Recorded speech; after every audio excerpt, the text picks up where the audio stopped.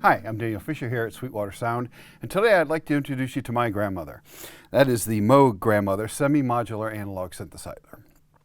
And for starters, why is it called Semi-Modular? And that is because, one, it's modular in that every one of these sections, whether it's the ARP or the modulator or oscillators or mixers or filter or envelope or the output or the very, very cool real spring reverb, each of these things will work together without any cables plugged in because it's all pre-wired.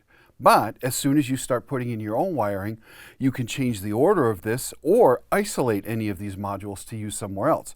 So if you have this near a Eurorack set of modules, you can come out of this into that, out of that stuff into this. You could use these oscillators with some filter on your rack. You could use, if you have some digital oscillators and you want them to go through a Moog analog filter, you can come out, you can come into this. Everything can split off. And it also has a really useful arpeggiator and sequencer. There are 3 sequences that are saved after power off, which is cool. And each of the sequences can be 256 steps. And you can have notes and rests and accents.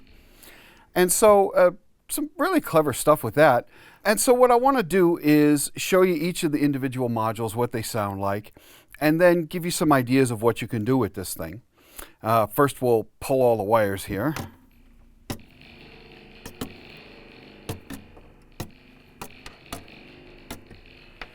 Okay, so now we have all the cables out and it's pre-patched. So the oscillators go into the filter, the modulation can go to the pitch amount, cutoff amount, pulse width amount. You get to choose your waveform. Your envelopes can go to your filter. The envelopes can also go to the amplifier. And then everything can go to the reverb. Your arpeggiators go to the pitch of your oscillator. So in other words, all the standard things you would expect in a synth. And so I'll start that way to show you the waveforms. So this is just one oscillator. This is the famous Moog oscillators, and they just sound great.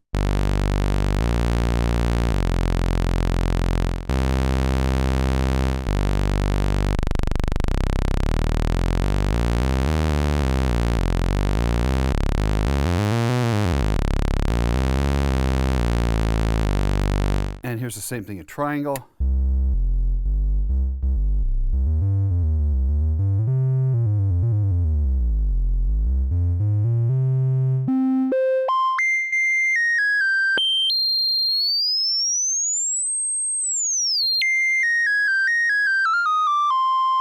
And then square.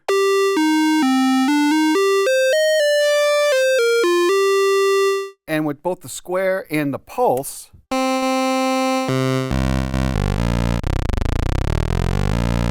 both of them can have their pulse width modulated. So I'm going to take an LFO, set to sine, and turn up a little bit of pulse width modulation.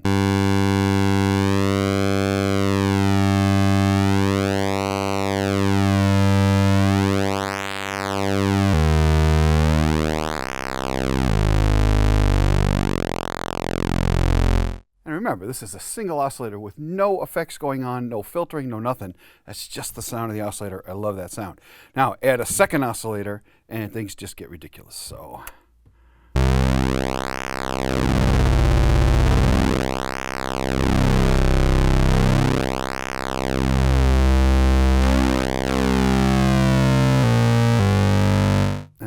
detune it.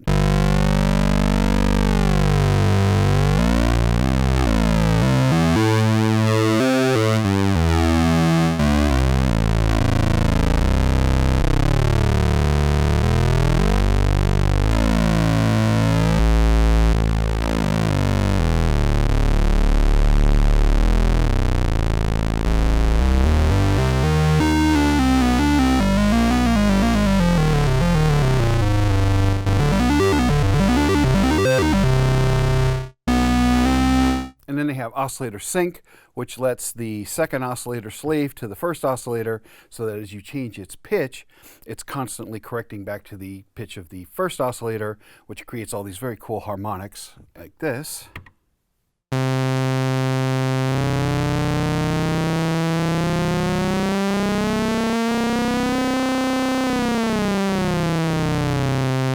Let's do that with a little bit of spring reverb.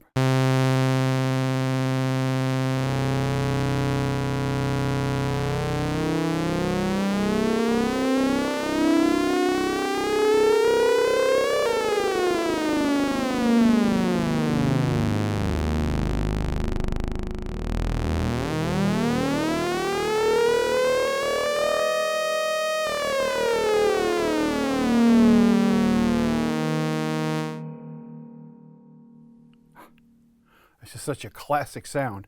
And I love the reverb, but I also like delay, and that's why I brought Flashback by TC Electronic, and I have it set to ping pong, so it just alternates left to right. I love playing synths through ping pong. And so some of the times I'll be using reverb, sometimes I'll use delay, and sometimes I will use both of them. But I'll always tell you when the Flashback is on. Other than that, you can always assume that you're only hearing the synth. And right now it is off and has been off so far. So another sound source is noise.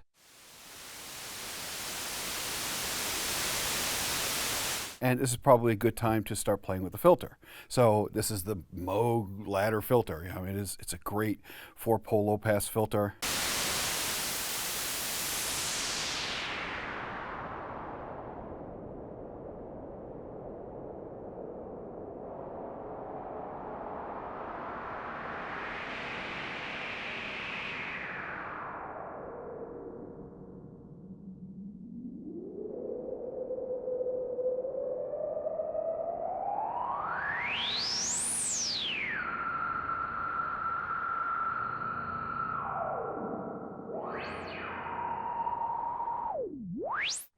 Definitely a classic 50s, 60s kind of sci-fi movie sound.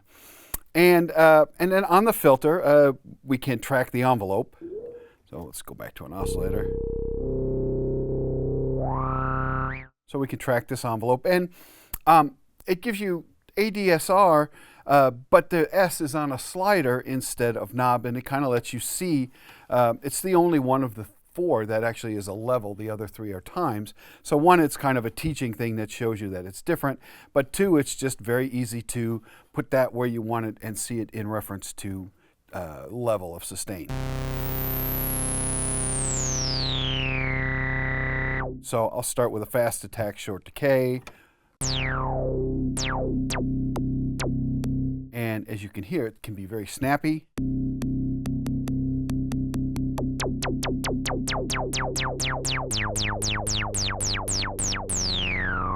And then go pretty long.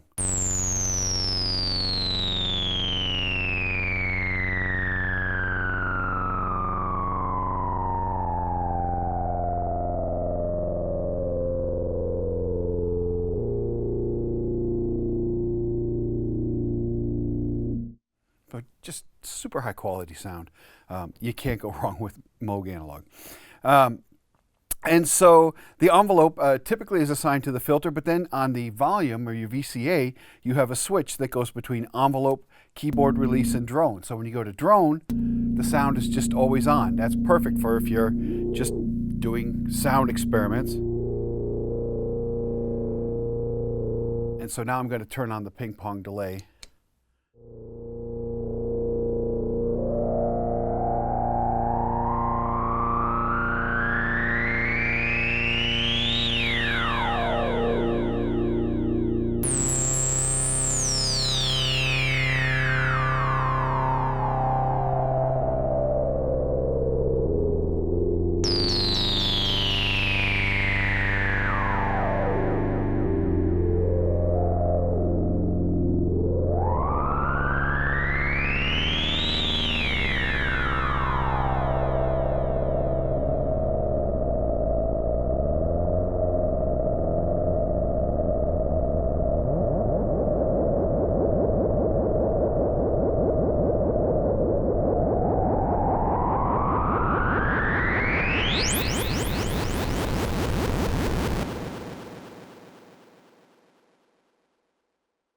So now we'll talk a little bit about the modulation. So the whole modulation section is basically an LFO that can be sine, saw, ramp, or square. And then where that goes, if there are no cables in it, you can send different amounts to pitch, cutoff of the filter, and pulse width. So and it's all tied to the mod wheel. So if I just get a note here and turn all these down except for pitch, you'll hear that I now have a ramp going upward in pitch.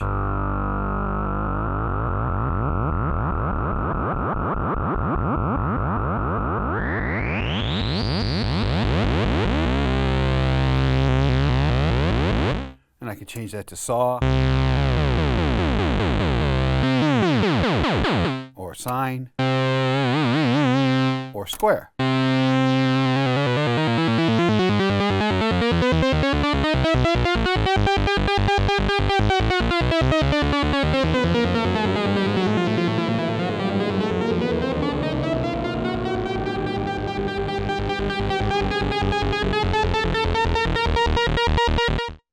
Then I could also do filter cutoff, so same thing, but now moving the filter.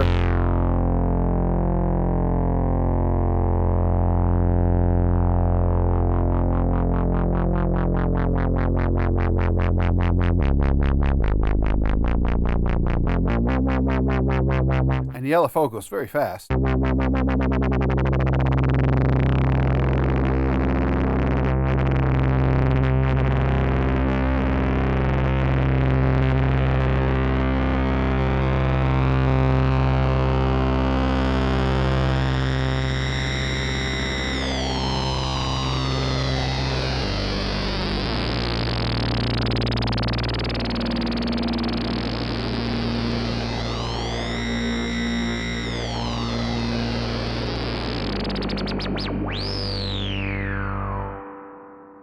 And then over here on the left is the arpeggiator and sequencer section.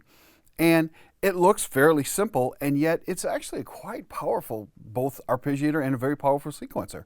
When it's not plugged in, it's running pitch to the oscillators, it's running a gate to the envelope, which then goes to your filters or your amp.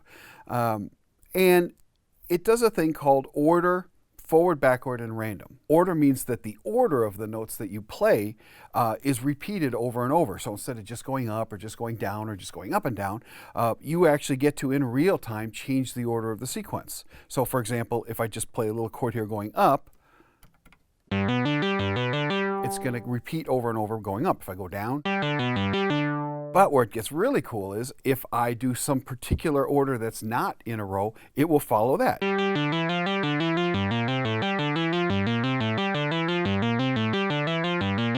And if I need more fingers than I have, I can use the hold button to and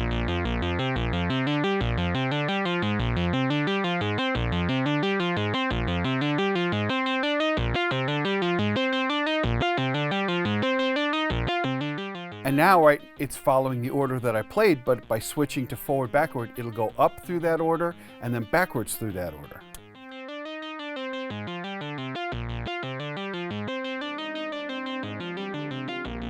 If I go to random, it just randomly goes through all of the notes that I played.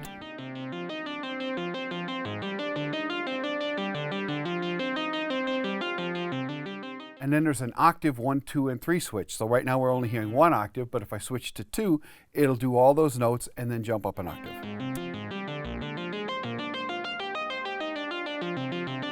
And then 3 octaves.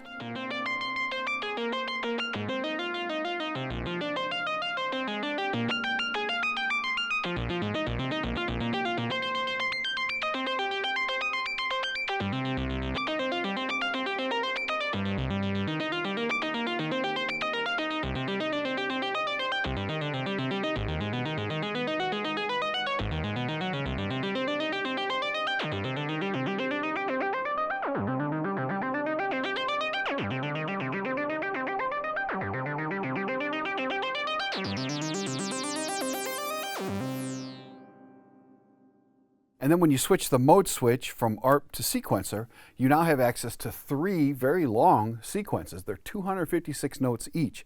And each of those notes can be a note, a tie, a rest, or an accent. The note can have an accent.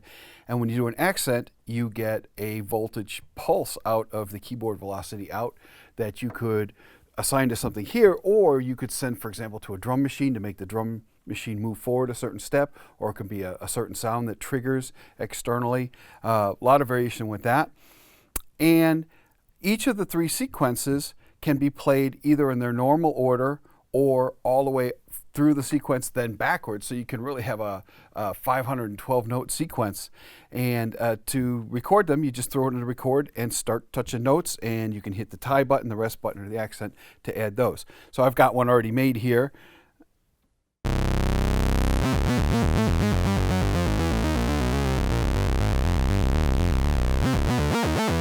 And the cool thing about the sequencer is that whatever key you press transposes the sequence. So you can make really interesting little sequences and then change chords.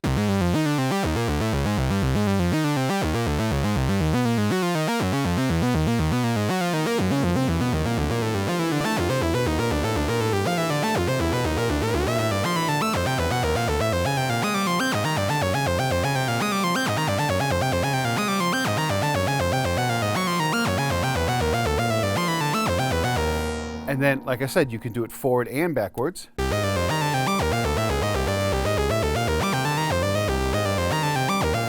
Or random.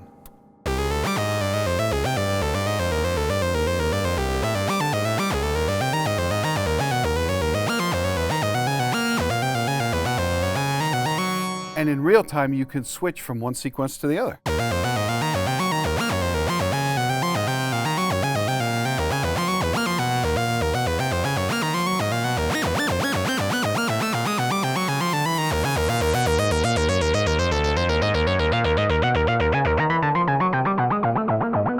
If you want both hands, you can press the hold button.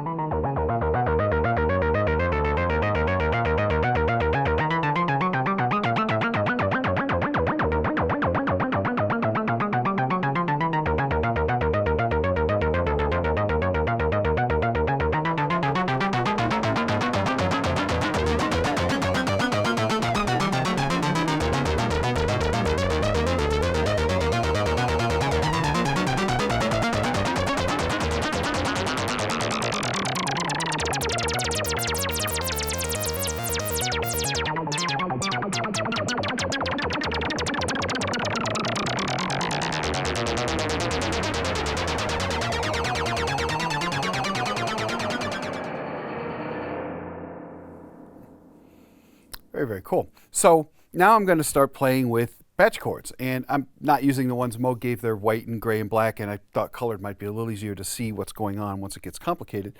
But we'll start with the modulation in that, and we'll go to a single note here, single oscillator.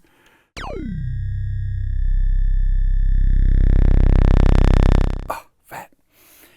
And now I'm going to take, I told you that it normally has sine, saw, ramp, and square wave for the LFO, but they also have a sample and hold out. That's kind of a sampled random, and I'll show you what that sounds like. I'm going to put that into a note, and I'll go into the pitch in.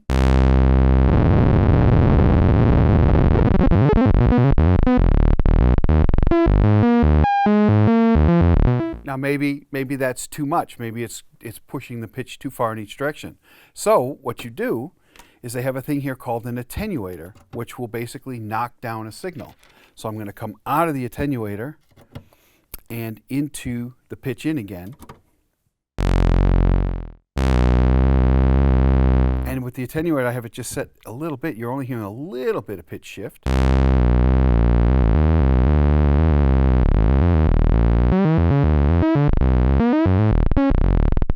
Back up to the full amount that we had. And this attenuator is often called an attenuverter because it can both attenuate in a normal polarity, but it can also go upside down and attenuate that way.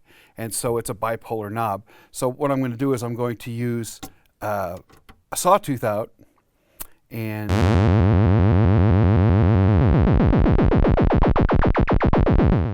slow it down a little bit. Now you can hear it's a ramp. And now you can hear it's a saw. So just anytime you need to lessen the amount of a control signal and flip it upside down, this will do both things. So a lot of power with that. And while I got patch cords out in this same utility row, there's a high pass filter. And I haven't talked about the high pass filter yet because it's not normally in the audio chain when there are no cables. But now that we got cables, we're going to come out of the oscillator. We're going to go into the high pass. And a high pass filter passes the highs and blocks the lows. And then I'm going to go into the VCA in, and I should hear my oscillator. There it is. And now, because it's a high pass, it's going to roll off the lows.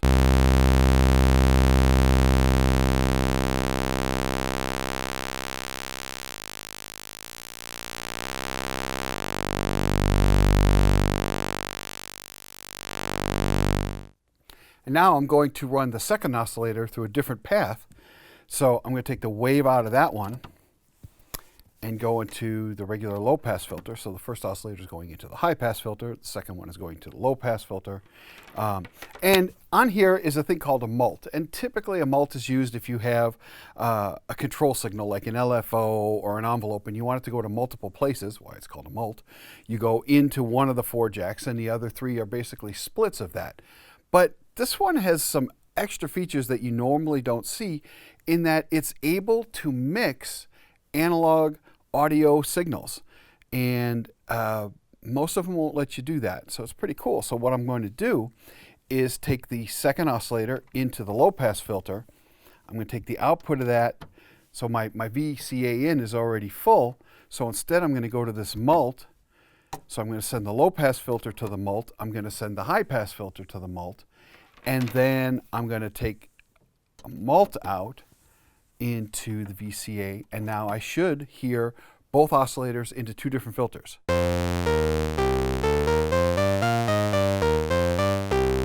And so it definitely has a different kind of sound.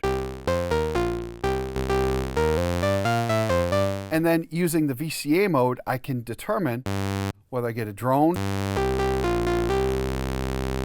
or an envelope that works on both, or an envelope that only works on one of them.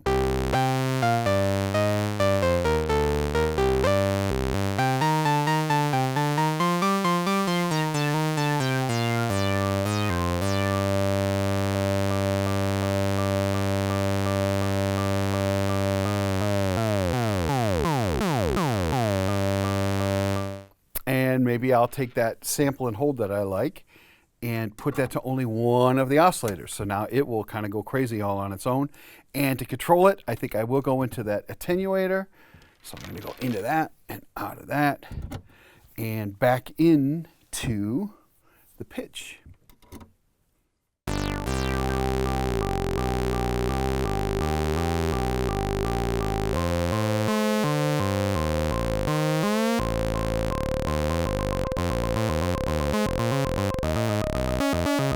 Or I could do that to the other oscillator and have that one do random.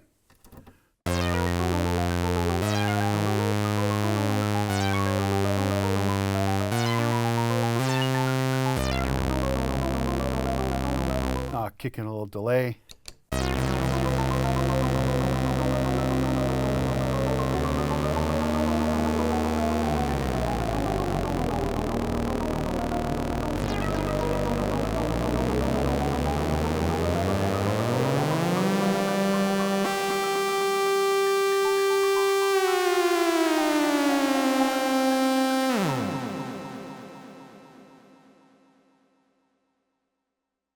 Okay, so who needs a grandmother?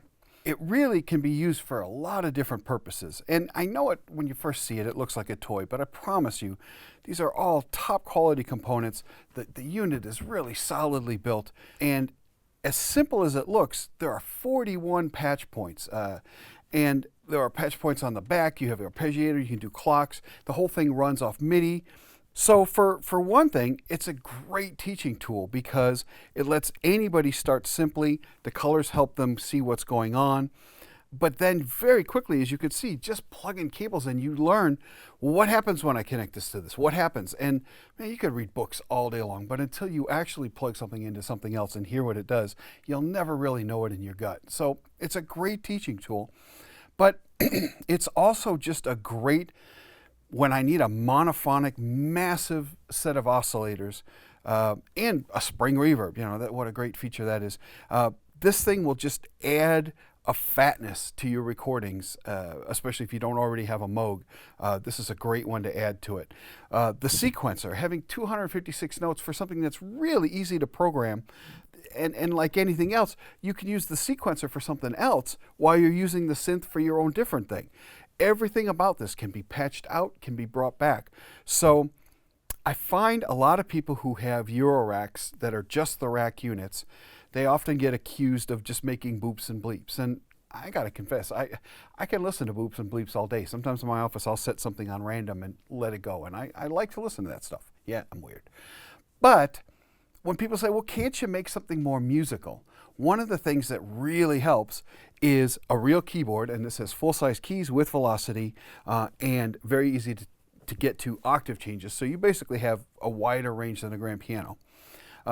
But to also have the arpeggiator and a sequencer that tracks your order and 3 sequences and just the ability to go in and take that stuff and send it to other things. It can go to external filters and go to external pitch. It can go to other envelopes. It can run other things. Basically, this can be the hub of your Eurorack system and let you take more musical control over it. And if you don't have a keyboard yet, or you only have a controller keyboard, I think you'll find that this will take any Eurorack system and just explode it out. I know I haven't covered every feature because there are just so many of them, but that's a quick run through of this thing, and I hope you got a good listen to the sound. If you have any further questions about the Moog Grandmother Semi-Modular Analog Synthesizer, please contact your Sweetwater sales engineer. If you like these kind of videos, please subscribe to our YouTube channel. My name is Daniel Fisher. Thank you very much for watching.